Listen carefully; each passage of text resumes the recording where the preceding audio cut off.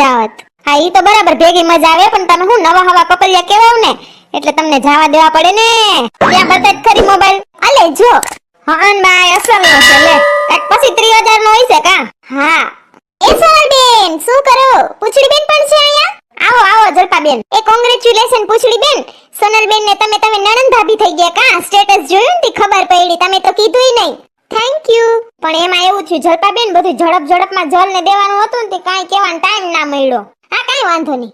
એ સોનલબેન આજે દિવાસો વ્રત છે ને તો હું ને શીતલ ભાભી નેન્સી ભાભી ને અમે રહ્યા છીએ તો આવજો જાગરણ કરાવવા. તમે રહ્યા કે નહીં એ વ્રત? ના રે ના એ વ્રત નથી રે. એમાં હું લાંબુ જાગરણ હોય ને મને કોણ જાગરણ કરાવવા આવે? તમે આવો બધાય તો થાય. આ તો હું દિવાહન જાગરણ તો 12 વાગ્યા સુધીનું જોઈએ એટલે ફટ બાર થઈ જાય. હાથી કાઈ વાંધો નહીં તમે છે ને આવજો જાગરણ કરાવવા બરાબર? એ હા હા ફટફટ કેવા આવી આવજો જાગરણ કરાવવા. સોનલબેન વિના તો અધૂરું છે ભાઈ. આમ તો મને ગમે જાગરણમાં જાવું. ઠીક છે ખોરી કરવાની મજા જ આવે.